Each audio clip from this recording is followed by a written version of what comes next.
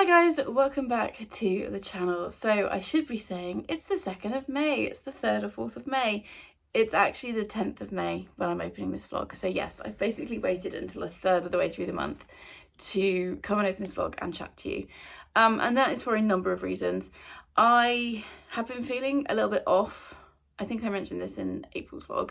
Our entire house is still upside down and the wrong way around because we are having loads of renovation works done. The bathroom, which started last month, is about 60% of the way there.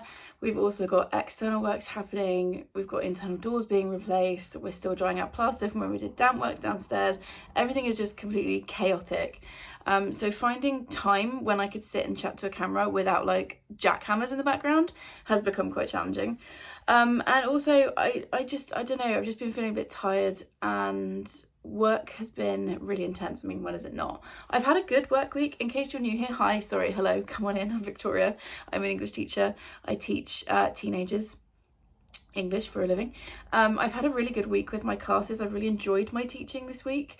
But there's been other stuff going on with the staff that obviously I can't talk about, but it's just been really stressful and really heavy.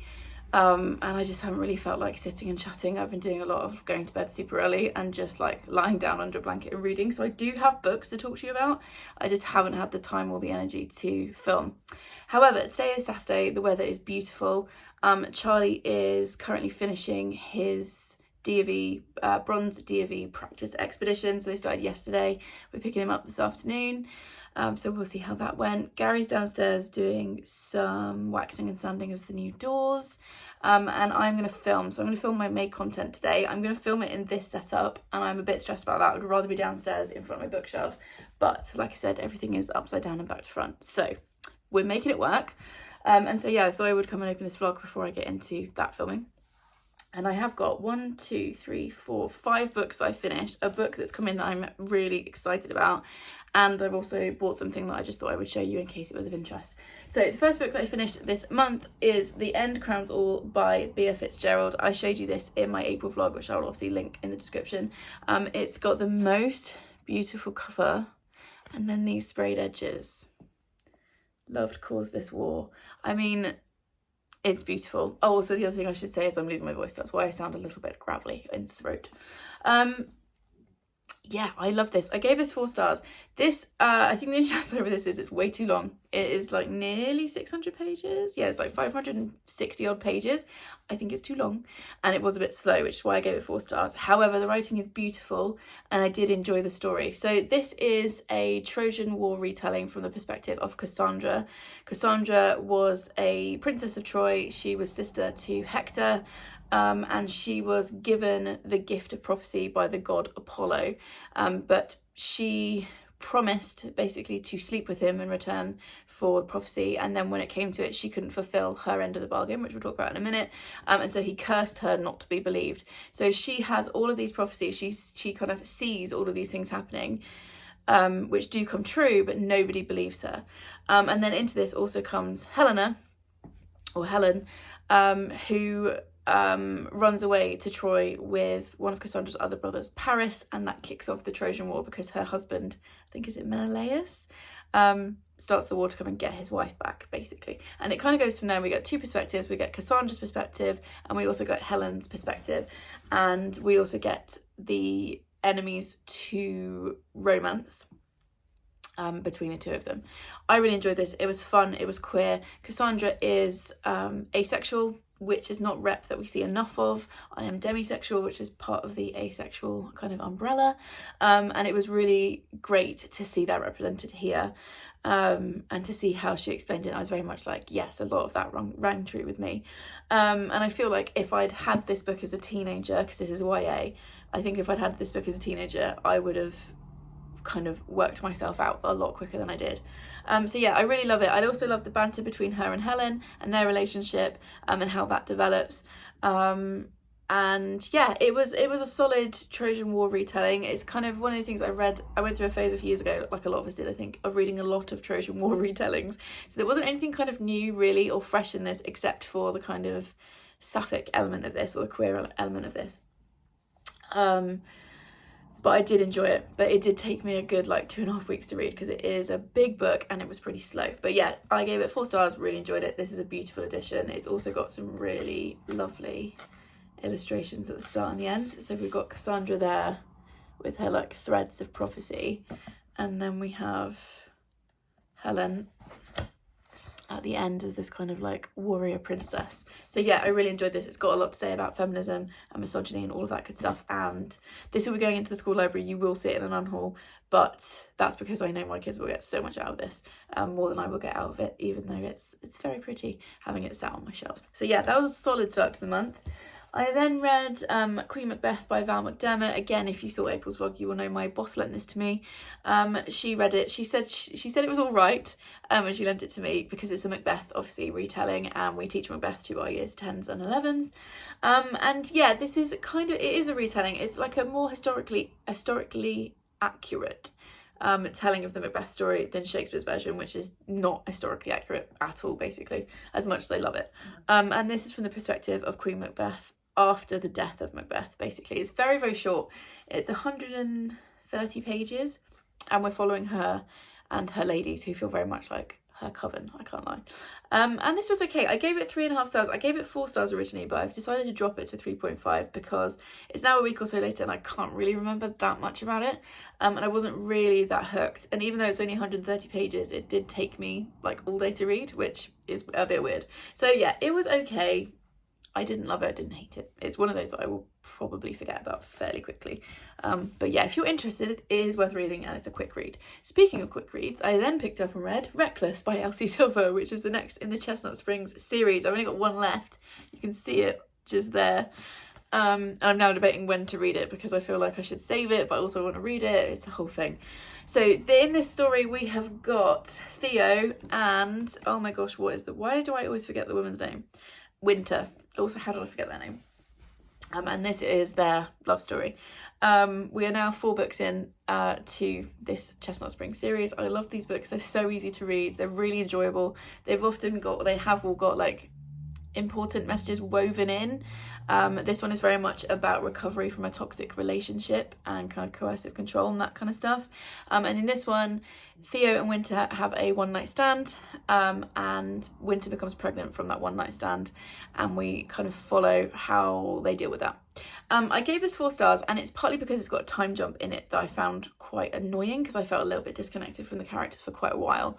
And there is also miscommunication in here that I was like, and I was annoyed because it's kind of Winter's fault. And I was like, she is a highly intelligent woman. Like, how has she not worked out that something is not right here, and kind of pushed a bit more to get an answer? So yeah, that kind of bugged me. But I did enjoy this. I liked this a lot more than I thought I would when I realised it was an accidental pregnancy trope, because that's not usually one that I enjoy. But there's just something so charming about Elsie Silver's writing. The chemistry between the two characters was really good.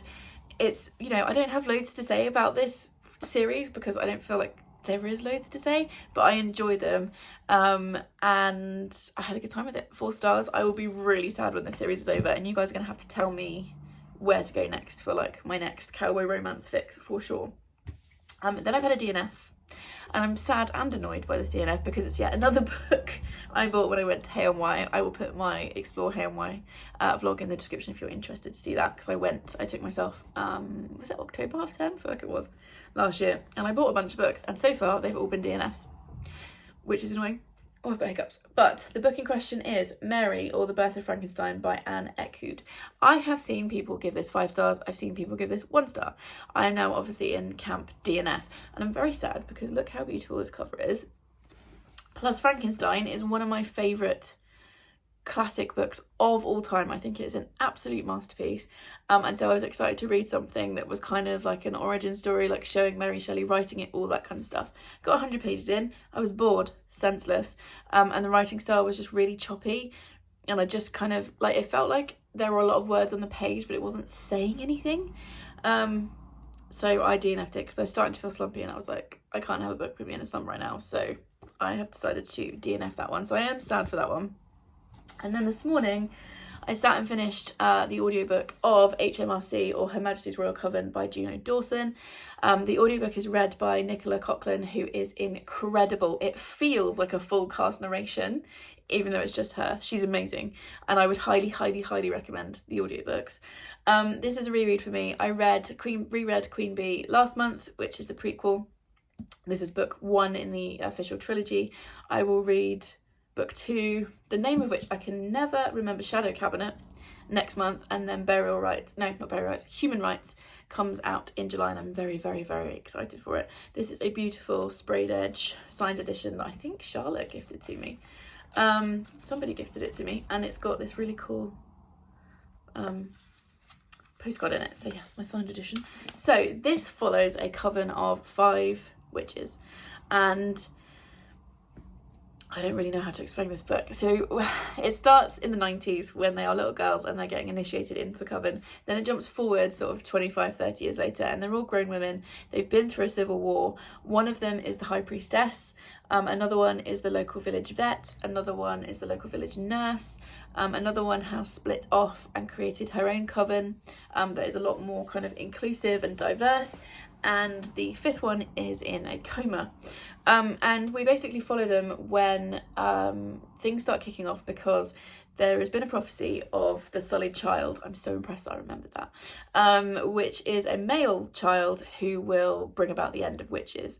And this child, Theo, is thought to be the Sullied Child. And Neve, who is the village vet, kind of steps in and says, I will take responsibility for this child, and I will train them, and I will stop them from bringing about the end of days. And this causes a split between the group, because Helena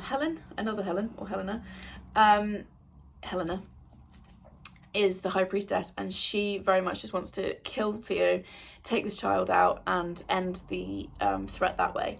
And it causes a split between the friends, and a new civil war is clearly brewing. And that's kind of all I want to say. This is fantastic. I gave this 5 stars. This made me cry. It made me laugh. It made me cheer out loud. It made me want to howl at the moon and dance around a bonfire. It's a fantastic look at what is femininity, what it is to be a woman, which obviously with the recent High Court ruling here in the UK feels very kind of important.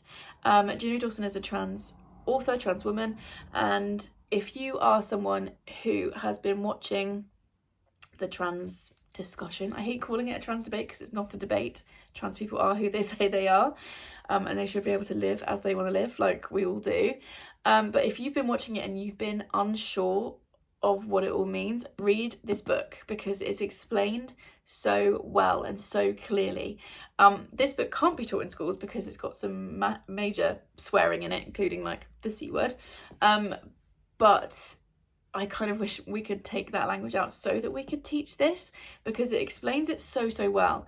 And what's also really interesting is one of the characters is a TERF, is a trans exclusionary radical feminist, and wants nothing to do with the trans character that is in this book. And we are inside her head for quite a bit of the book, and that is obviously sometimes uncomfortable. But what Juno Dawson does is she makes us like that character first before her kind of view on trans people becomes apparent. So you're on board with her, and you kind of like her and you sympathise with her, and then she starts having these thoughts. And it really cleverly shows how people can go down that path. But it also, on the flip side of that, talks about the trans experience. I am a cisgendered woman. I have no experience of being trans or non-binary, but I feel like this explains it in such a clever, interesting and simple way. And it's a brilliant book anyway. Like, even putting all of that aside, Juno Dawson is a fantastic writer. If a writer can make me laugh, cry, and kind of want to scream out loud all in one book, it's a 5-star every day of the week. I'm really excited to reread, oh my gosh, why can't I remember the second book? I've just said it, Shadow Cabinet. I'm really excited to reread that on audio next month. And Nicola Coughlan was a fantastic narrator. So yeah, really enjoyed my reread of that. I knew I would, but I gave it 5 stars the first time round. It was going to be a 5-star probably this time round, but reading it on audio definitely added something. So there was that. And then on Tuesday, I had a delivery, and I was really naughty. I should have waited to open this on camera, but I'll be honest, Tuesday was an absolute bleep of a day. And I knew this was here, and I was like, I just need to open this and hold it in my hands and look at it. I haven't started reading it yet. I'm going to start reading it today once I finish filming. But that book is Silverborn. I cannot believe this is actually in my hands. This is Silverborn by Jessica Townsend. This is the 4th book in the Nevermore series. It's going to be, I think, a 7-book series, so this is the halfway point, and we've waited, what, like 3-4 years for this book? And she's so beautiful. I can obviously not tell you anything about this book because it's book 4, but I can show you how pretty it is. It's got beautiful purple sprayed edges. Then, when you take the dust jacket off,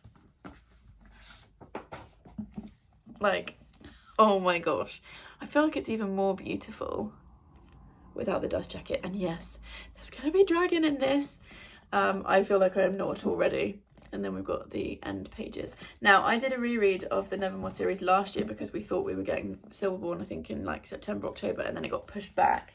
I'm not going to do a reread. I feel like I can just jump in and start this book. I'm very, very excited about it. The first book, Nevermore, we meet Morrigan Crow. She's a cursed child. She thinks that she's fated to die on her, I think it's like her 11th or 12th birthday. And instead, she is rescued by Jupiter North, who whisks her off to Nevermore, which is this magical world, and she has to complete a series of trials in order to be able to stay there. And that's the basic story. We're now 4 books in. I feel like this is going to break me. I feel like this is going to make me cry. I feel like, a bit like with HMRC, I feel like this is like HMRC for kids. I'm just very excited for this. So yeah, we'll leave my musings until after I've read it, obviously. But yes, I was very excited to get this. It wasn't due out till Thursday, but it was in my hands on Tuesday, and it took all my willpower. Oh, I won't lie. It took all my willpower not to just call it sick and sit and read this. Obviously, I didn't do that. But yeah, the temptation was high. Okay, then the last thing, because I've already been talking 16 minutes. I ordered some leggings, and I thought I'd show you because they're not like ordinary leggings. They came, first of all, in this really fun packaging. This is from the brand, I feel like there'll be a sheet inside, but tell me the brand because I can't remember. These are from, where are you from? Llama Leisure. I'll link them below. And they also came with some sweets, which is fun. So my mum and I are going on a yoga retreat in the summer, which is very exciting. It's not something I've ever done before. She's been a couple of times to the same place, and we're going with some of her friends, and I am excited. I'm also, my social anxiety, I was a little bit nervous, but I realised that I needed some leggings. So I went on Llama Leisure because apparently targeted ads work. What a surprise. And I was going to order 1 pair, and they had a deal on, the fabric's nice, where if you ordered, I was like, oh, I'll probably need like 2 pairs for a week. But actually, they had a deal on where if you ordered 4 pairs, it was cheaper than ordering 2. So obviously that's what I did. And I really like them because they're really fun patterns. So I just thought I'd show you quickly what I got. I went for like a capri length because I prefer them to be short, like to stop like like below my knee rather than be full length. So I've got this fun stars on black. I need to obviously try them on, so I'll let you know how they fit. And then we've got this kind of purple with the flowery designs. Obviously it's going to be the summer, so I wanted some fun ones, but I don't want to be like super bright because I am a bit nervous about this whole thing, and yoga is pretty much a new thing to me. I've done it a little bit in the past, but like not for like a whole week, but it should be fun. I mean, it will be fun, and I'm really looking forward. I've got these blue pair, really looking forward to some time just with my mum, because as much as I love my brother and my family, obviously, has this got cats on? No. And then I went for this one. Is that yeah, no, it does have cats. I ordered that without even realising it had cats on. This is really nice material. I have many weird sensory issues with fabric, but that's okay. Yeah, as much as I adore my family and my brother and stuff, like, it's just so nice. It'll be so nice to have like some solid mother-daughter time this summer. So I'm very excited for that. So I got that. I need to order some t-shirts or like vest tops or something to go with it, so I will do that this weekend. And yeah, that's pretty much what I've been up to. This month we've got 2 more weeks, and then it's the May half term. I'm going to see Steph for the May half term, so I'll obviously take you with me for that. This week I have got occupational health on Tuesday, so my school have requested an occupational health assessment because I have been off sick quite a bit, so they're going to try and help me with that. Wednesday I've got a chest x-ray because I've had a cough now for about 2 years, and we don't know why. I did have a chest x-ray last summer which didn't show anything, but my GP obviously wants to repeat that, so that's fine. So that's Wednesday. And then I don't think we've got anything planned next weekend. This weekend, like I said, Charlie's finishing up his expedition today. We're going to pick him up this afternoon, or Gary's going to pick him up this afternoon. He will then obviously need like a wash probably and a sleep. We're going to get Domino's for pizza. We're going to get Domino's for dinner as he has requested, and tomorrow I'm going to do a roast. I've got some chores to do tomorrow, and yeah, obviously this is going to feature quite heavily in my plans for the weekend.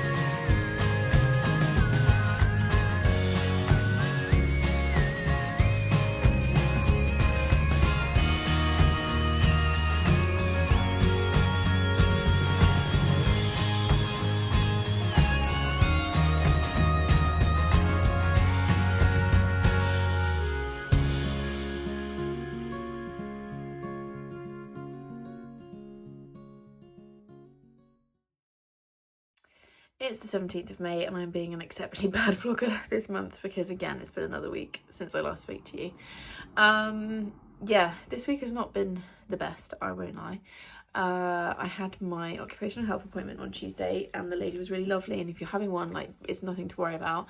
It was fine, but I found it really quite triggering. It kind of turned into like, it felt a bit like a therapy session, and I don't know what I was expecting, but I wasn't kind of prepared for that, and it brought up a lot of stuff. And long story short, I ended up with migraine that lasted 3 days. And I'm also having real bad pain again with my neck and my head. And I know I keep saying, oh, I'm going to stop talking about it. But it is obviously impacting my life a lot at the moment. And I'm on a lot of medication, which was working. And so the side effects being like nauseated and stuff I was dealing with. But now it's not really working either. And it's also just making me feel really blah. So the whole thing is quite stressful. I also had a chest x-ray this week. And I get the results for that next week. That was also really easy. I was in and out in about 15 seconds, I think. But yeah, it's just been a bit of a week. So I'm feeling very tired and blah. So I haven't felt like filming. Today is Saturday. We have been out on our never-ending quest to complete house stuff, to look at fabrics for windows for the blinds in our bedroom. The bathroom is like 90% of the way there. I think next week it will be finished and then I can finally show you guys, but we are almost there. We've got the bath, the sink, the toilet and the shower in and working, so that's great. Floors in. We've got the tiles in. We've got a bit more decoration to do on the walls and then like just finishing off like trims and stuff. And then the door, and also the airing cupboard door. But yeah, we're like nearly there. Our builder's probably got another like 1 or 2 days on site and then we can, well, I will deep clean it. And then we'll go and shop for accessories and then I'll be able to show you. So that is coming along. I think that's pretty much everything that's been happening this week. I've mostly just been really unwell and lying down in dark rooms, which, you know, is not very vloggable. But I do have 3 books to talk to you about. 2 I finished, 1 I DNF'd. I've also had a book break parcel arrive, so I'll open that together. And I just wanted to show you a couple of bits because I filmed, by the time this goes up, it will be live. I did a recent favourites thing. So I thought I'd show you in vlogs a little bit more of the bits and pieces that I buy here and there. And I actually influenced myself with this first thing that I bought because I went back to look at an old favourite things video that I did to kind of see the sorts of things that I'd included. And I was talking in that video about Faith in Nature, which is a brand I really like, but I'd sort of half forgotten about or like stopped buying. And they are vegan and cruelty free, and I also just really like their products. So I bought the lemon and tea tree shampoo, which my hair really, really likes, especially when I don't want to bother conditioning it. I find that it doesn't become too flyaway. So I bought that, and then I also bought, because it was online, I also got the dragon fruit revitalizing conditioner, which smells like, obviously I knew I liked the smell of this, I bought this before, and yeah, it's just really like fresh and citrusy and all that kind of stuff. This one smells so yummy. This is a new one for me, and it smells a little bit, it's sort of like a raspberry crossed with like something creamier. It's really lovely. Although what I didn't realise until they arrived is they're different sizes, and that upsets me. This one is much smaller than the shampoo. But anyway, so I got those to put in our new shower. And then I also, in that video where I did my favourites, I was like, oh, there's another one that I said I like, but I had run out of them, of hand creams, and it's this set. This is the Cath Kidston Carnival Parade hand creams. I really like these. These are really nourishing. They're PETA approved. They're vegan and cruelty free, and they have 3 scents: so sweet plum, pistachio ice, and marble mint. And I just really like the packaging. First of all, it's really cute. They smell really nice, and they work really well, because I think you get a lot of hand creams, this makes me sound like such an old lady, but some hand creams I think smell nice but don't really do much for your skin, and I think these do both those things. So yeah, so that was the little kit that I was talking about. I think I got this for like £5 or £6 online. So that's the bits and pieces. That's the things we do when we're sad. We buy random stuff off the internet. But I have been reading as well. So the first book I finished was also the oldest book on my TBR, which was from October last year when I went to Hay on Wye. And that was Black Sheep by Rachel Harrison. This is my first Rachel Harrison book. It will not be the last. I know that Brie at Four Paws in the book really enjoys this author. And I picked this up on a whim, like I said, when I went to Hay on Wye. I gave this 4 stars, I think. This is about a woman, what is her name? Vesper, who has grown up in a very religious family in a cult. And about 6 or 7 years before the start of this story, she's left home and has been told she can never go back. But then she gets a wedding invitation for her cousin's wedding, and she goes home. And that is literally all I'm going to tell you, because that's all I knew going in. It is a horror, so just be aware of that. And it's very unsettling. I liked this. It was weird, and that's what I was hoping for. I didn't like Vesper, which is why I couldn't be too emotionally connected, and I also thought the end was a little bit rushed, but I did enjoy the weirdness of it, the tension and the kind of slow unfolding, because you kind of think, oh, I know what's going on, and then a bit more is revealed to you, which I thought was really clever. So check content warnings, because it's dark, but I really liked this. I thought it was clever. It was kind of darkly funny in places. I was on Vesper's side. I just didn't like her. So like I said, didn't have that emotional connection. But I will definitely pick up more from the author. If you've read more Rachel Harrison, recommend me another one that I should try, because she's got quite a few out. She's got Cackle, Such Sharp Teeth, and I think there was one that came out maybe after this, is Bad Dolls as well. I think there's one where there's like a goblet on the cover. But she's definitely an author I'm going to look into more. I then DNF'd, so if I remember, which I can't promise with the brain fog I have at the moment, but if I remember, I will put a picture here. But I DNF'd The Baby Dragon Cafe by Amna Kureshi. Hopefully I said that right. Narrated by Ash Ragu and Hunter Johns. I picked this up on audiobook via Everand because I've seen this around, and it looks really cute. It's kind of like cozy fantasy romance. We're following a woman who runs a cafe that is open to baby dragons and their owners, and the male romantic lead has got a baby dragon that he doesn't really want to train, and they set up this arrangement where she's going to train his dragon. Yeah, I got about 20% into this, and I was just like, this is just not for me. I just didn't care. It was quite repetitive. Like, there was a lot of talk about how dark his eyes were and all about his eyes, and I was like, if this mentions his eyes one more time, I'm gonna lose my mind. But yeah, I gave it like 2 days of commuting back and forth to work, and I just wasn't feeling it. So that was a DNF. I'm glad I picked it up on audio rather, because I've almost bought it a few times, because it does look like my kind of thing. Cozy, romantic, a little bit of fantasy in there, but there was just something about the writing I just couldn't get on board with. I just could not get into. And then the other book I finished this week is, predictably, Silverborn by Jessica Townsend. You watched me open this in the previous clip, I think, and I showed you the cover and stuff. It is so beautiful, and I do love this series. So this is book 4 in the Nevermore, oh my gosh, like I said, brain fog, Nevermore series. So I can't tell you much about this book, but we're following in the first book, following Morrigan Crow, who on her 11th birthday is fated to die. However, on her 11th birthday, what actually happens is she is rescued by Jupiter North, and she's swept off into the world of Nevermore, and she has to kind of prove herself in order to stay there. And this is book 4, obviously. I enjoyed this. I gave this 4 stars. I didn't love it, and I'm a little bit sad that it wasn't a 5-star read, because I've been anticipating this book for like however many years, 3 years now. However, I did enjoy it. It's book 4 of 7, so we are very much middle book syndrome, but I usually love middle books in a series. They're usually my favourite. This one I think was too long. It's quite a lot longer than the other Nevermores have been, and it felt like it needed a little bit of trimming. What I did really like is that Morrigan is clearly growing up. She turns 13 or 14 I think at the end of this book, and she very much felt like a teenager. And I think sometimes in fantasy series where the characters are growing up, the characters don't always feel like their actual age.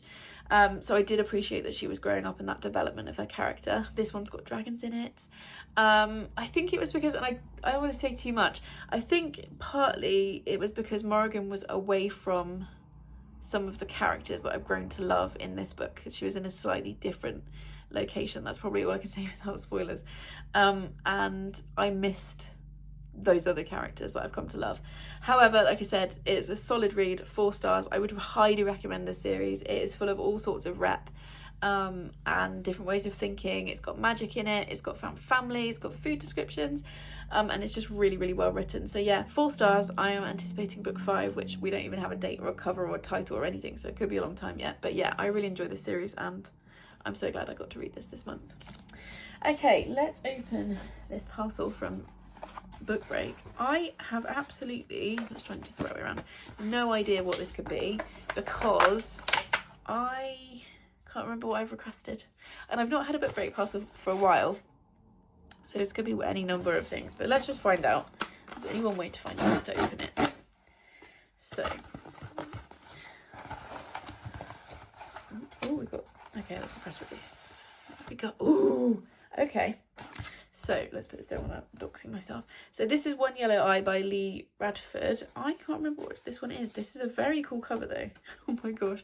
As someone that doesn't really like eyes, this is a very cool cover. Look at this. Okay. So which one is it? Oh, okay. Right. So Kester's husband Tim was the last person to be bitten in a zombie pandemic. A scientist by day, she spends her evenings in group therapy with others who have also lost a loved one to the virus. The country is in a period of respite, seemingly having rounded up everyone affected. But Kester has a secret.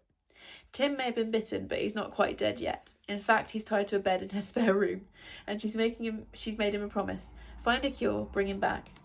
Kester juggles intensive work days under the microscope alongside Tim's care, slipping him stolen drugs to keep him docile, knowing she is hiding the only zombie left. But Kester is running out of drugs and time. Can she save her husband before he's discovered? Or worse, will they trigger another outbreak? This sounds so good. Okay, this comes out in July, so I'll be reading this in June. This looks really good. I also, like I said, I don't really like things with eyes, so that is probably freaking me out, but that's a really clever cover because then it makes it look 3D. Thank you very much, Book Break. Like I said, that comes out in July. That's come from Tor. That's just the press release, I think. Is this a debut? Yes. Okay, debut author. Very, very exciting. Thank you very much, Book Break. That will go on to the TBR for June. So yeah, I'm not feeling my best, I'll be honest. So plan for the rest of the day. I've got like a whole bunch of things I should really be doing, but I've now run out of spoons. So we've done a quick trip to Tesco's to get a few bits and pieces for lunch and stuff, so I've got some sushi waiting for me downstairs. So plan is get into my pajamas. I need to hang some laundry out because I put that on was feeling optimistic and energetic this morning. Hang that out, have my sushi, and then put my feet up and relax and try and recharge a little bit for the rest of the day.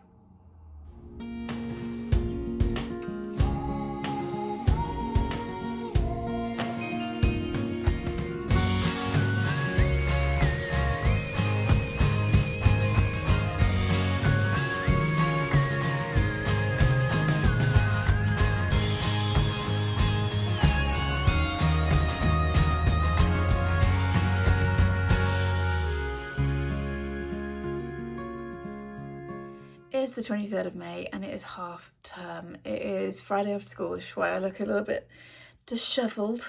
But I wanted to come in and film a clip, partly because I want to break up the B-roll and just have like half term B-roll from now for the rest of the week or the next week. And one of you lovely lot has sent me something from my wish list, so I wanted to open that on camera. It's been a bit of a week. I try really hard in these vlogs not to whinge, but my neck has really been painful this week. Like, my pain level went up so badly on Monday that I could barely move, and I had to get an emergency appointment at the doctor's. They've told me that only the physio team can request scans for my neck, because we now think it might be the discs, or a couple of the discs possibly bulging in my neck, which is causing the pain. I see the physio in 2 weeks' time at the start of June. The doctors have put an emergency request in, but it's likely that start of June will be the earliest they can see me anyway. And in the meantime, they have upped my meds, which is fine because it is helping with the pain, but also the meds are making me drowsy. They make me feel quite sick, so I have to take anti-sickness tablets. It's just been a whole thing. So I ended up being off school Monday and Tuesday, and then I've been in the rest of the week. But yeah, like, I am in a lot of pain most of the time at the moment, and so I've been struggling with that. I did kind of wake up today, and today is the first day in about 2 weeks where I kind of felt more like myself, so that's been nice. But yes, I am very sore. However, it is now half term, so that's a positive, and I've got a couple of books to talk to you about and all of that good stuff. So yeah, so let's start with books. I'm going to unhaul a book unread from my TBR because somebody messaged me on Instagram. They saw me post about this book and they messaged me on Instagram and said, I think you're going to find that writer is problematic. I looked them up. They are problematic in my opinion, and so I'm just going to unhaul the book. And that book is Cuckoo by Gretchen Felker Martin. If you Google her name, you will find some of the things that she said. There are various things that I just can't support, and unfortunately this is one of them. And I am disappointed because Gretchen Felker Martin is a trans author. This is a horror, and I was really intrigued by it. I got it at Gay on Y when I was there, when I was in Hay on Y last October, and I was really looking forward to this. However, like I said, I've done a bit more research on the author and they're just not someone that I can support. So that book is going out. And then I have finished 2 books. I've done my 2 rereads for the month. The first one of those, I've just realised my tights have got a hole in, that's super annoying.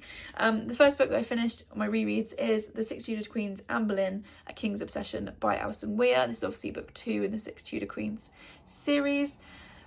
Apologies, like I said, the medication that I'm on is making me a little bit brain foggy and a little bit drowsy, so apologies for making even less sense than normal. This is obviously the book that focuses on Anne Boleyn. I gave this 4 stars, I think, or 4.5 stars. I really enjoy this series. I really enjoy Anne's story. I think it's just slightly drags when they're going through all the divorce stuff. There's, you know, she spent a lot of her life waiting, much like Catherine of Aragon did. And that doesn't make for the most exciting reading, but I do really enjoy the way that Alison Weir brings her to life, the way that she puts things across from Anne's perspective. And yeah, I really enjoy these books, and like I said, I gave it 4.5 stars. And then I also completed a reread of The Time Traveller's Wife by Audrey Niffenegger, and I gave this 5 stars. And I know there are problematic elements to this because this is a story in which we're following Henry and Claire. Henry is a time traveller, but he time travels is kind of involuntary time travel. He doesn't know when it's going to happen. It's kind of likened to having some sort of fit, and so he moves around in time. And Claire is his wife, but they first meet when Claire is 6 and Henry time travels into her garden. And so there's a lot in there that is kind of questionable about consent. Like, does she actually fall in love with him? Does she consent to fall in love with him? Or is it because it's already happened? It's all a little bit complicated. However, this book is also 20 years old, and I feel like if it was written now, it might be written slightly differently and be dealt with differently. And the fact is, I find the writing is absolutely beautiful. It's completely gorgeous. I love the love story between Henry and Claire. It makes me sob every time, even though I know what's happening. And so for me, I had to give it 5 stars because the reading experience, I just think, is such a fantastic book. But I can see the problems that some people will have with it. So those are the books. And then I've had a care package from Chloe, because she's just the absolute cutest human around. She knew I was really, really struggling at the start of the week, and so she sent me some bits to cheer me up. As well as these bits here, she did also send me a face mask, which I've already used and very much enjoyed using. Made me feel a little bit more human. So she sent me some sweeties. So she went for, oh, those are upside down. She went for strawberry and cream flavoured, what are these called? Drumstick squashies. Absolutely elite snack. And she sent me some Tony Chocolonely's Little Bits, which are a bit like Maltesers. I haven't had this flavour, I don't think, before. This is milk chocolate and biscuit mix. So I'm looking forward to those. And then she also sent me some bubble bath, which, as you can see, I'm already using. This is the Imperial Leather Muscle Recovery Bar Soak with bergamot and sea salt. And it just smells like a fancy spa. Like, oh, it smells so good. I've already used this. I've now got it on my nose. Gary's also been using it, so thank you very much, Chloe. We both enjoyed that. And like I said, she also included a face mask. And then some lovely person, this arrived last night but I was already in bed, have sent me something from my Amazon wish list. I've cut the top open but I haven't looked at the insides, so I don't know what this is. Oh, who's done this? So whoever it is has sent me Pick a Mix, one of my favourite things in the world. And we'll get a gift note in a second. Oh, and the Cozy Seasons colouring book. I've recently started colouring in again. Oh, these are so cute.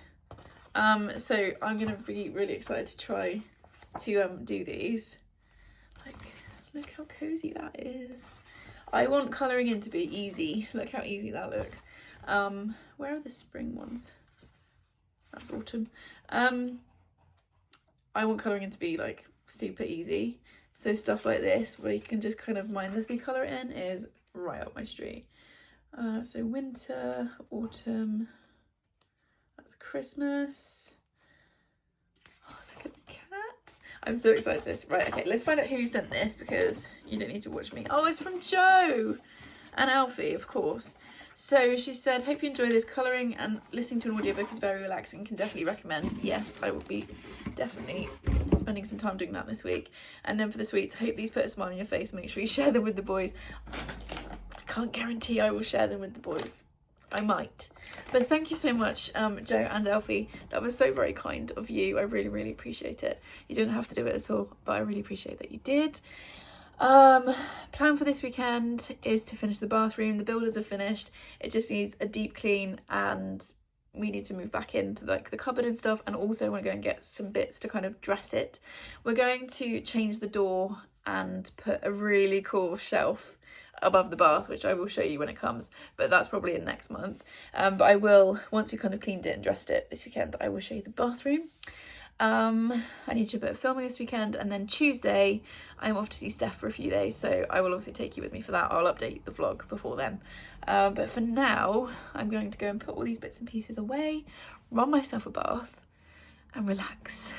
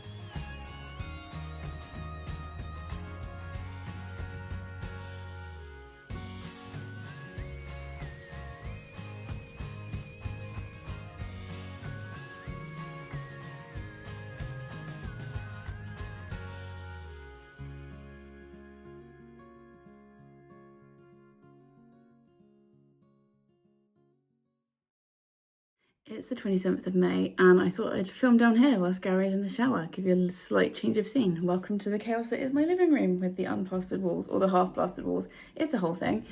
I get to see Steph today and I'm so excited about it.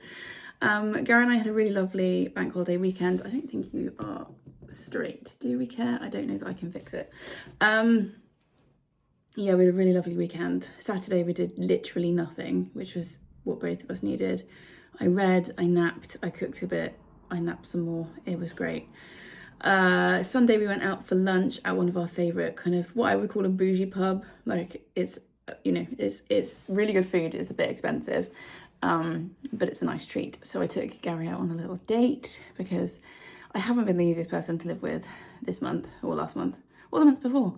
So I just wanted to kind of take him out and treat him. I've just washed my hair, which is why it's looking a bit wild. And yeah, we had a really lovely carvery roast, so good. And then I had sticky toffee pudding, which was chef's kiss.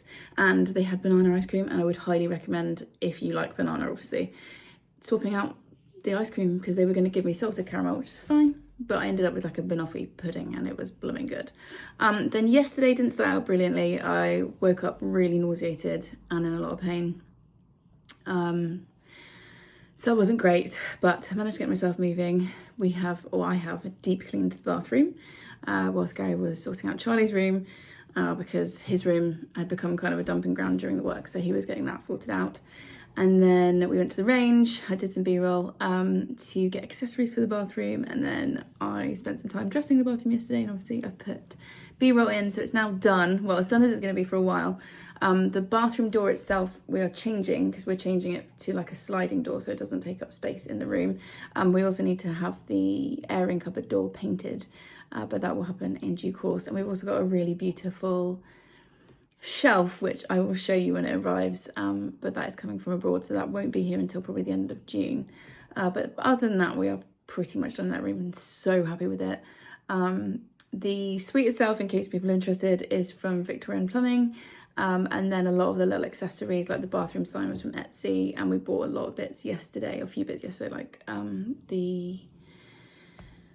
what is the word I'm looking for? The brain fog is real at the moment. Towels, bath mat, the little like hand soap pump thing, that's all from the range. So yeah, really pleased with it. It's nice to have a room done, or like 95% done. And now it's just the rest of the house to go. So yeah, 6 weeks that took, but we got there in the end. So that was yesterday, and then today is about 10 o'clock, I think. I am just getting myself ready to go and go and see Steph up in Shrewsbury for a few days. I'm staying in the Premier Inn. I would stay with her, but her spare bed is rubbish. She's got like a pull-out bed that's probably older than she is. And with my neck at the moment, I can't take the risk. So I booked the Premier Inn. I can't lie, I'm very excited. I love staying at the Premier Inn. I always get such good sleep and I very much enjoy a hotel breakfast. So I'm going to drive up today. She was on a very late shift last night. So I'm going to drive up for about 3 o'clock when check-in is, get myself settled, and then we're meeting for tonight for sushi. Then tomorrow we're going somewhere for a walk, I think, but I'll do B-roll and you'll see lots of that, I'm sure. Right, book-wise, I've had 2 DNFs and I finished 2. So my first DNF was The Silence Factory by Bridget Collins. I bought this in the Boxing Day, the Waterstones Boxing Day sale. Well, look how beautiful this cover is. And I'm really sad about this one because I've loved Bridget Collins' work previously, but this one just was not for me. I'll show you how pretty the book is because then you'll understand why I'm so sad that it didn't work for me and I had to DNF it. So pretty. So I've come to the conclusion that I might be going off historical fiction, or I might be coming out of my historical fiction era, hopefully just for now. This is, I thought it was a cat, it was the book squeaking. This is historical fiction. We're in Victorian London. And it's about, I read 150 pages of this and I'm still not sure what it's about, but it's about a man who sells fabric that creates silence to the person holding it. And there's another young man who's kind of been sent to the family home to help a girl who is deaf. And I think we're going to work out, like, it says something about in the blurb about the cost of the fabric or something. And yeah, I'll be honest, I was bored. There is some beautiful writing. Bridget Collins is a beautiful writer. I can see why other people are enjoying this, but for right now, I was just like, I'm bored and I don't want to pick it up. So it had to be a DNF. Like I said, I read about 150 pages. I didn't feel connected. I still wasn't sure what was going on. We've got Jack looking at the top of the stairs here. Yeah, I'm really sorry because I know loads of you love this and were excited for me to read it, but it just wasn't for me. Then I've read Neon Gods by Katie Robert, which Chloe gifted me from her on haul last month, and she said in her text, I'll eat my hat if you love this book. I loved this book, so it's time to eat your Chloe loves book hat, Chloe. Loved is probably a strong word. I enjoyed this book. I gave it 4 stars. This is a dark romance between Hades and Persephone, and I thought this was really fun. I thought it was well written. I really liked that both characters had their kind of own traumas going on that they were dealing with. It's much darker in terms of the spice than I've read before, but I thought it was well written. I got a little bit bored with all the politics because it's a Hades and Persephone retelling, and it's all set around Olympus, which is this kind of like New York City kind of place. And I got a bit bored with some of the politics between the gods. I didn't really care, but I gave it 4 stars. I did enjoy it, and I read it fast, and it was exactly what I needed. It was like easy, quick reading. So yeah, 4 stars. Did enjoy it. Would I continue the series? Possibly. Would I buy it? Probably not. For some reason, you can really see my handprint on it. If I saw it like in somebody else's, the next one in like somebody else's unhaul pile or cheap in a charity shop or something, I would pick it up. Yeah, it was fun. I gave it 4 stars. Then I DNF'd Gwen and Art Are Not in Love by Lex Croucher. You haven't even seen me haul this in because it was my school reading book. I picked this up for school library and was reading it last term. And again, I got 150 pages in and got bored. I think I'm just not, again, I think I'm out of my young adult phase, or currently not reading young adult, because this is really good, and it's a book that I'm glad exists, but it's just not a book for me. And we are in a world where King Arthur and the Knights of the Round Table were real. They were a few hundred years ago, and we're following their kind of ancestors, and Gwen is the princess, and she has been engaged to Art, and they, as they says on the title, are not in love. Both of them are queer, and neither of them are interested in each other, and they basically make this deal to kind of be faking, well, they are engaged, but like to go along with their parents' scheme so that they can pursue the people they're actually interested in. This was fun. I can see why people enjoy this. I just wasn't engaging with it, and I was skim reading it, and I was like, that's not good. So I DNF'd it. However, I am glad that it's a book that exists in the world. There's loads and loads of different rep in here, different sexualities and genders and stuff. Lex Croucher is, from what I've read, is an author that I enjoy. I would read more from them. Just maybe not YA. There was like some teenage drama happening, and I was like, I don't care. But obviously there's teenage drama because it's a young adult book. So I'm just not the audience, so I decided to put it down. I was probably going to give it like 3 stars, and I was like, yeah, the world probably doesn't need my 3-star review of that. And then, sorry, there's like cat hair everywhere in my house. And then yesterday I read The Railway Children by E. Nesbit. I read this slowly over a couple of days. This is a reread. This is a children's classic. I gave it 5 stars. It made me weep. It makes me cry every time. We're following 3 children, Roberta or Bobby, Peter and Phyllis. And at the start they are prosperous. It's set, I think, in Victorian London or Edwardian London. They live with their mother and father and their servants in their house, and then one day their father leaves and doesn't come back, and they don't know where he's gone, and mother moves them to the country and says, we're poor now, basically. And it goes from there, and they have a series of like small adventures. They make friends in the local community, all of that kind of stuff, but there's also a central mystery of where their father's gone and what's happened to him. And there is a scene at the end of this. I've probably read this book across my lifetime maybe 30 times, and it always makes me cry. It's beautifully written. I gave it 5 stars. It was a book that I really enjoyed. So that's the bookish update. I am going to get myself packed up, edit this clip so that I don't leave myself a massive task at the end of the month, and then get in the car and drive up and see my best friend.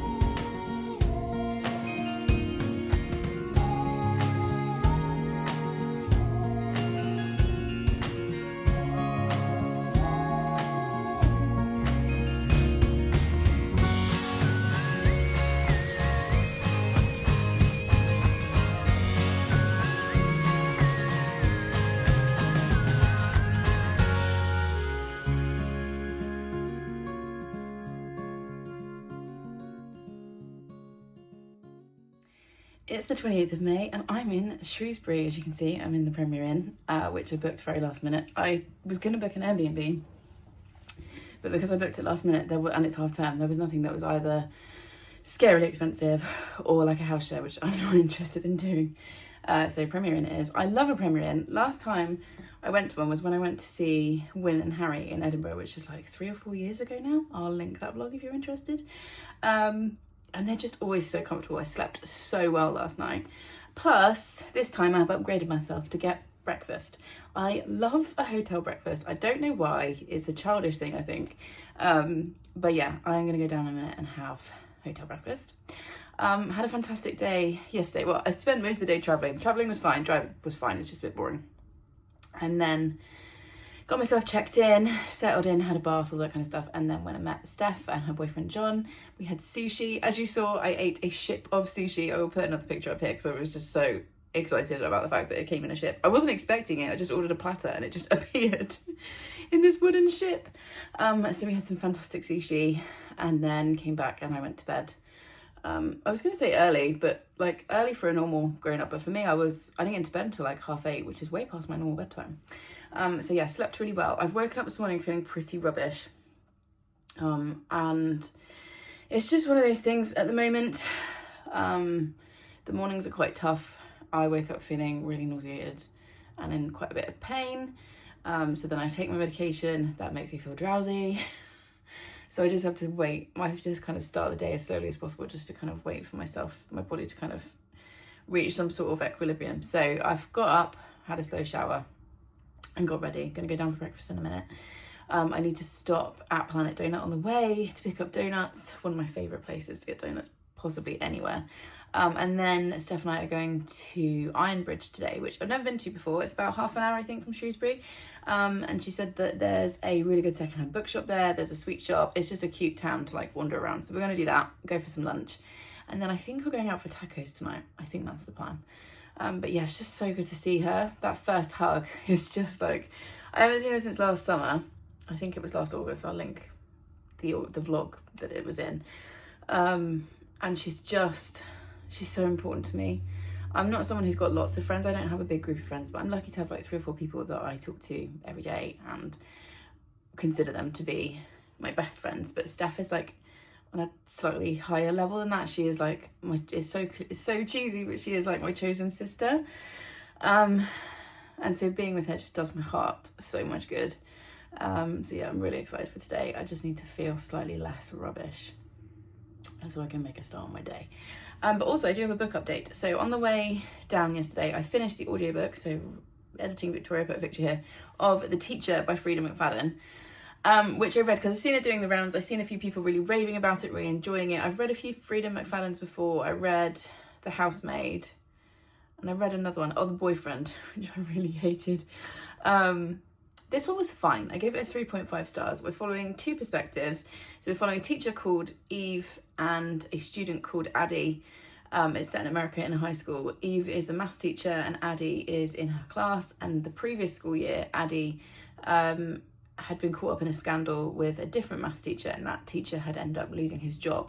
So we're going into a new school year. Addie has been ostracised by the other students and Eve is very, very anxious about teaching her because of what happened the previous year. You've also got Nate, who is Eve's husband, who is an English teacher, and that is all I will tell you because that's all I knew going in. I gave this 3.5 stars, like I said. I felt bored in the beginning, but there is something about Freida McFadden books that are just really, really easy to read and to listen to. I particularly like them on audiobook. Because you can kind of just switch your brain off and follow the story. So I was kind of bored in the first bit. Then I actively started to hate what was happening, so I was kind of rage listening. And then there was a twist at the end that I was like, oh, that was quite clever. So it's a 3.5 star. Like, I think it's difficult because I know Freida McFadden's really popular, but obviously you'll hear from my opinion. I think it's quite lazy writing. I think she followed some quite lazy tropes. Maybe I have a different perspective on it because I'm a teacher, but yeah, it was fine. Like, to quote Aoife from Pretty Purple Polka Dots, sorry Aoife, spitting your channel name out. It was a book and I read it. 3.5 stars. I probably won't remember the details next month, but it was fine. It was fine as an audiobook. So that's all the bookish updates. Yeah, and all the life updates, I should get myself downstairs. Let's go and have a hotel breakfast and then a cute little day with my best friend.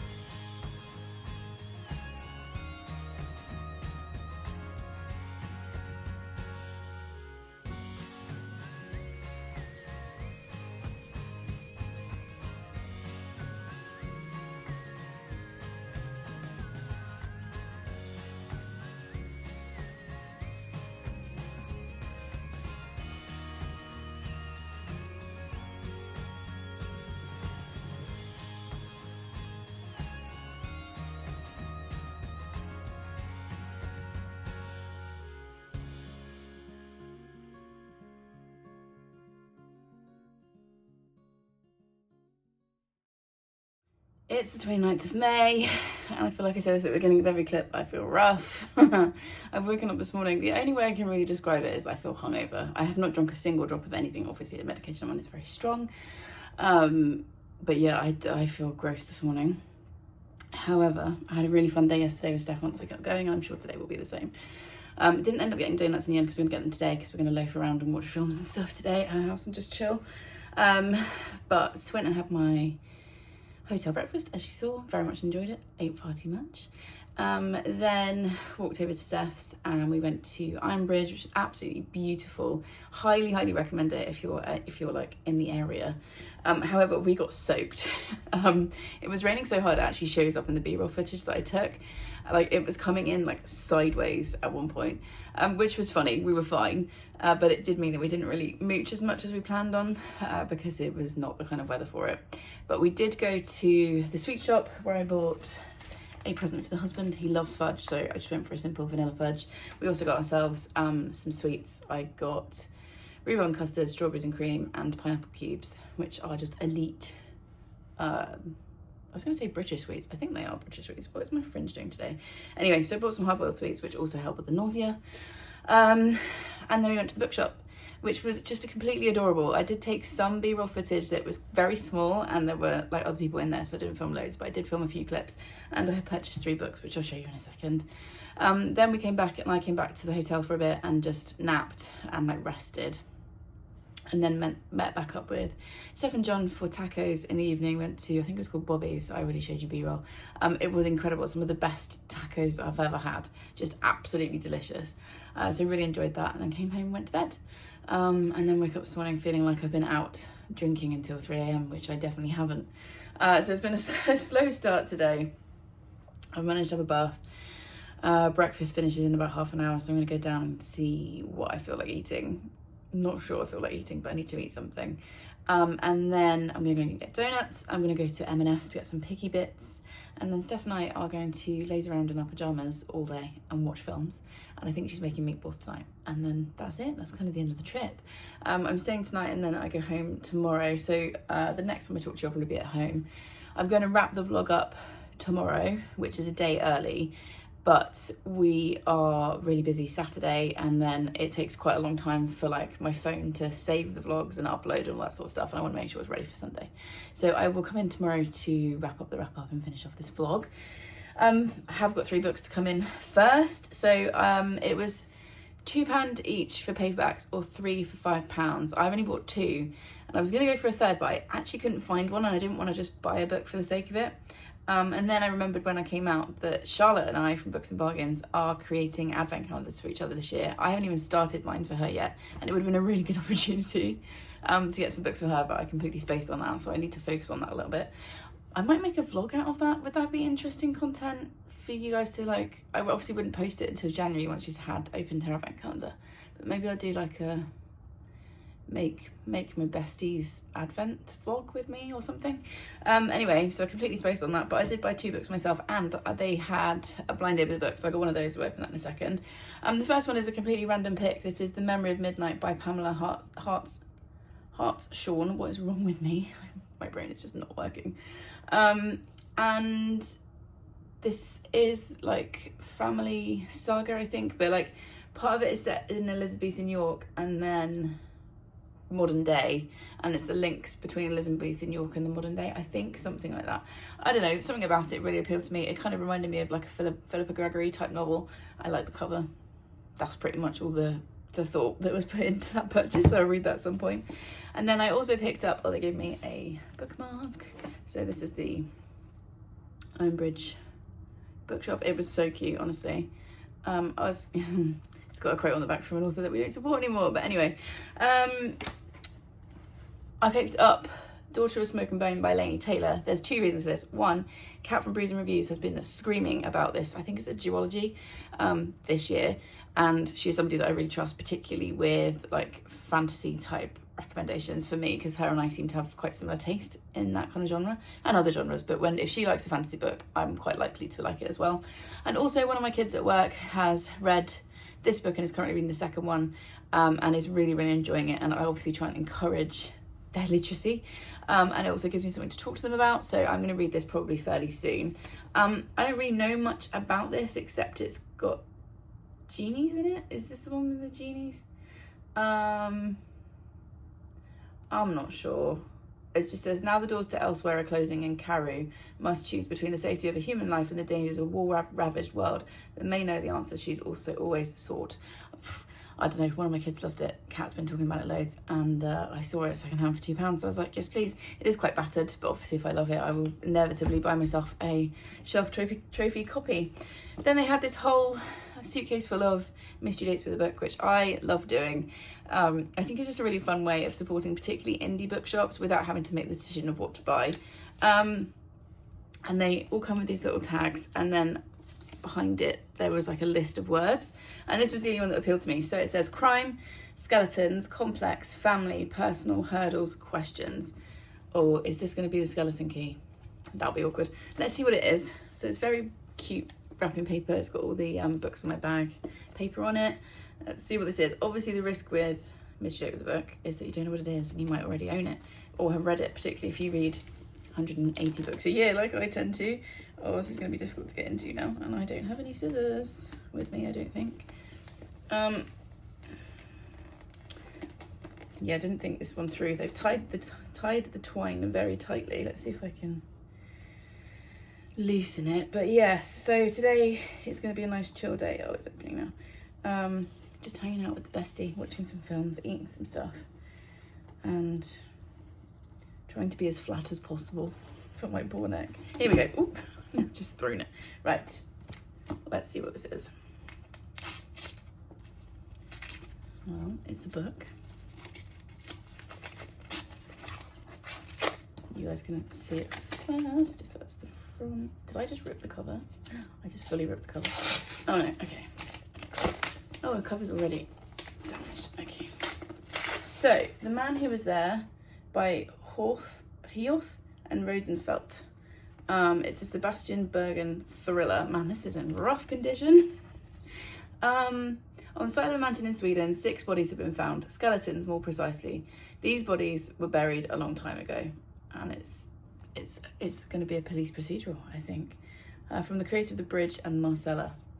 Well, we will give this a try. I will put the little tags in the book so I remember where I got it from.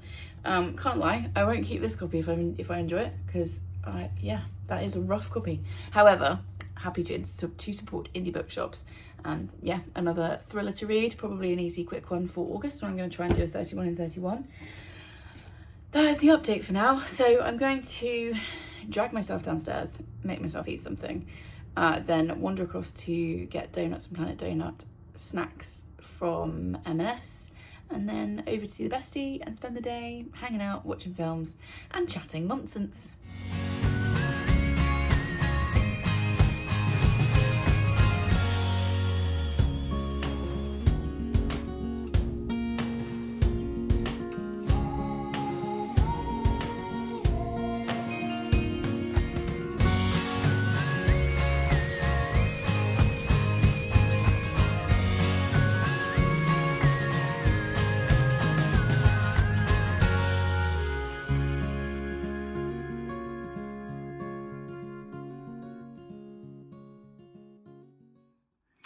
It's the 31st of May. I am, as you can see, back home, and I've come in to wrap up the wrap-up. Gary's gone out to run an errand, so I thought I would take advantage of having an empty house to film down here. Still not filming in front of my bookshelves because the light over there is pretty rubbish at this time of day, but hopefully this will give you a bit of a different backdrop to just our bedroom. I had such a good time with Steph and John last week. This week. Thursday, we literally, like Steph and I don't even know what we did all day, just talked nonsense and ate food and watched terrible horror films that I think are giving me nightmares. But yeah, it was just a really lovely time. I feel like my Steph cup has been refilled. So that was really lovely. It was really nice to come home yesterday, obviously. Yesterday was Gary's last day in his current job. I think it's right for me to say now, because everyone like in our family that needs to know, or in our lives that need to know, no, he's been made redundant, which is always stressful.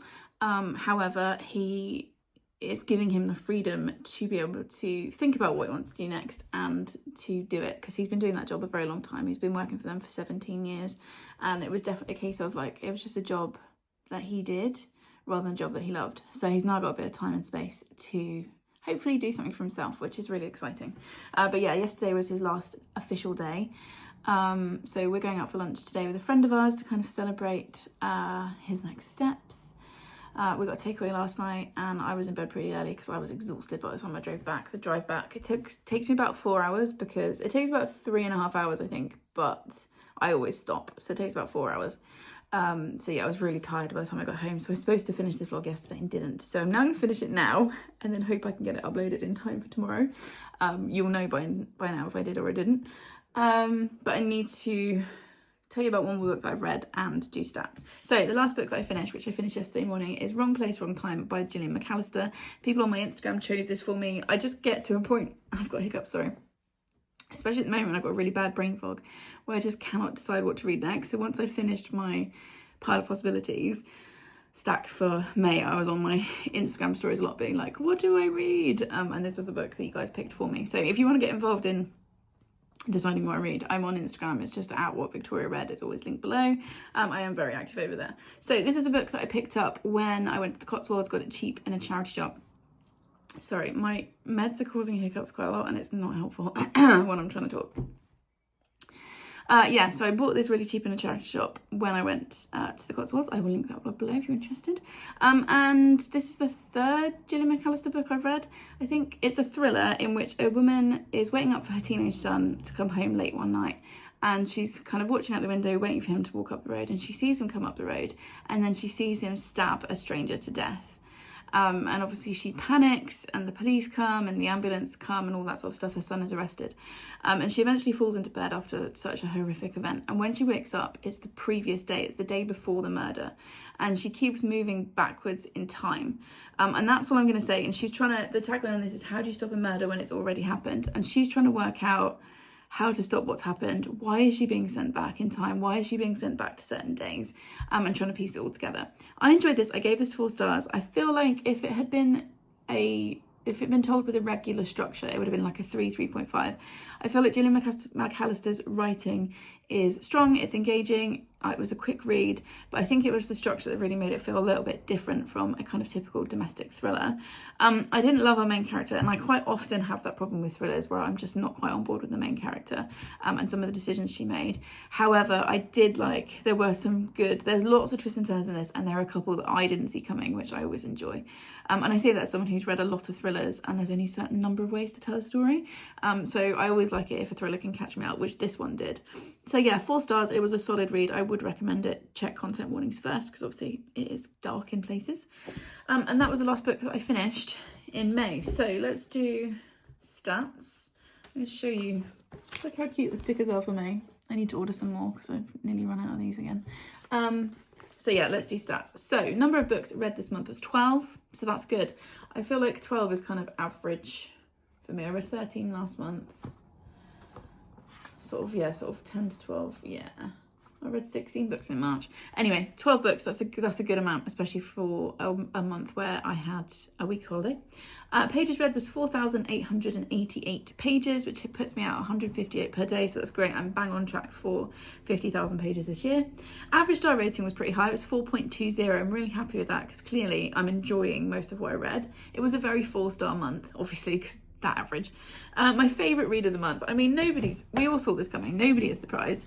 I've chosen Silverborn by Jessica Townsend. I have to say though, this is my favourite read of the month. This will go into my favourite stack. Highly recommend it. I do have to say though, I feel like it's been a bit mid this month. I haven't had any books that I'm like fully obsessed with. I enjoyed this. I think it's well written and I like the direction the series is going in. But am I like, you need to read this immediately? No, not really. I haven't felt like that with any of the books. So I have picked Silverborn as my book of the month. But yeah, I'm hoping for a little bit more of that like fire in my belly type reading next month. I think that is just reflective of how I felt in general this month. It has been a kind of meh, not so great month in terms of physical wellness and all that sort of stuff. So I'm hoping next month, fingers crossed, touch wood, you're on our beautiful dining table, that it will just be a bit better month all round. My most disappointing, I've gone for Queen Macbeth by Val McDermott. This is my first Val McDermott book. I've heard lots of things about her writing. I think I gave it a 3.5, so it wasn't terrible, but it was just very mid, and I've kind of already forgotten some of the details. So that's probably my most disappointing book of the month. My TBR is currently sitting at 46 books. So we are, this probably feels like a news report now, doesn't it? So we are 6 books down from the end of last month. So that's really good. The oldest book on my TBR is Bloom, which I got in October. That is in my June stack. It's just up there actually. Can I try and show you? Hang on. See it there? Why can't I point? It's under the owl. It's the first book in the stack. So that's good. So I will read that next month. And then balancing the books. So I had 11 books go out because I had 5 DNFs, 4 of which were books, physical books on my shelf. So I had 11 go out. I only had 5 come in. I was very restrained last month, which I needed to be, I mean, in May, because in April I had like 21 books come in. So that means I've had 8 more go out than come in. And year to date, I've got 7 more out than in, which is great because last month I had hauled in 1 more book than I'd read. So we're now back round the right way, far more balanced. So I'm very happy with that. In terms of my shelves, I've just filmed the unhaul clip, which you guys will see in July, I think. But I've got 5 books staying and 7 going back out. And I had 5 DNFs this month, which was Mary or the Birth of Frankenstein, The Baby Dragon Cafe, Cuckoo, The Silence Factory, and Gwen and Art Are Not in Love. And that is me closing the book on May. I don't know how I feel about this month's vlog. I've not watched it through yet. I hope I haven't whinged too much. Apologies if I have. It's a very difficult balance. I try not to just show you the good stuff because that's not real life. And like life is not a show reel. But I'm also trying not to complain too much. But I'm also trying to tell you about it. It's a tricky balance. Anyway, that's enough waffling. If you've made it to this point in the video, the last book that I read was Wrong Place, Wrong Time. So leave me some sort of time emoji, like a clock or a stopwatch, or I think there's what's the word? I've lost the brain fog, honestly, guys. Like the sand timer, that might be quite fun. So yeah, just something time related, just let me know you got to the end. Please subscribe if you'd like more of this chaos, and I will see you in the next one. Thanks everyone. Bye.